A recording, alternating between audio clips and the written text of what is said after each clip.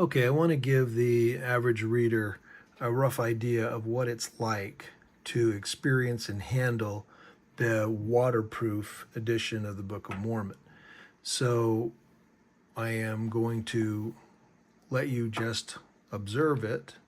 It's, first of all, picking it up. It is heavy. It's heavier than a paper Book of Mormon because it's not made of paper. It's actually made of stone. It's called limestone, and it's known as stone paper because it's limestone mixed with a eco-friendly polymer substrate. And just listen to the way the pages sound.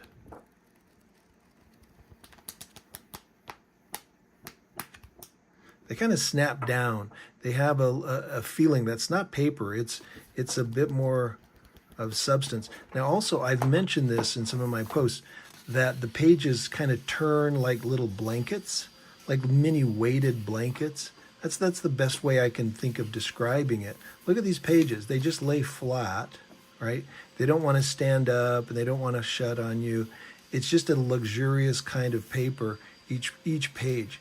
They do take highlighting. You can write in there. You can mark it up however you want. We recommend permanent ink if you want to keep it. If you use water-based highlighters, that will work fine and it'll be beautiful until the book happens to get wet or soaked, and then that it will just wash off. So it just depends on how long you want to keep those markings around. The other thing is this particular book has been in the water.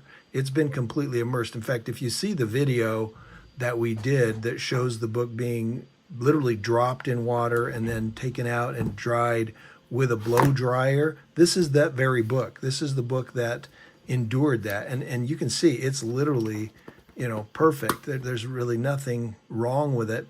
And so one thing I will just say is the feel of the book, the paper is top notch. It's really nice quality. So if you never get your book wet, you're still going to be enjoying the nice quality of the paper that we have. We were fortunate to receive the church's approval to use the 2013 edition of the Book of Mormon, which gives us the latest, the latest version, official LDS edition of the Book of Mormon. And so you'll find everything. It's not been reformatted or changed. It's got everything on the pages where you expect them to be and so forth. If you buy this book for a missionary, he'll have it through his whole mission, and then he'll have it for his years afterward. He'll be handing it to his children and his grandchildren because they'll be able to use it. It's the kind of book you could give to your toddler while you're in church, and they could leaf through the pages. They're not going to be able to tear the paper. Even if they spit up on it or drool or something like that, it's not a problem. You just wash it off. And that's the thing. Now, I will tell people, if this book gets wet, you have to dry it, right? It doesn't just dry itself. Water has an interesting property. It's called surface tension, also known as capillary attraction, where if you get 2 pages wet, they want to stick together, right? So to dry it out, you've got to peel the pages apart.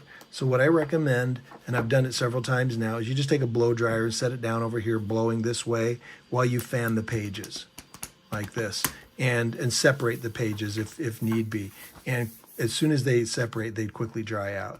And so within 10-15 minutes of being totally soaked, you can have a book that operates just like this one is right here in front of me right now. There you go.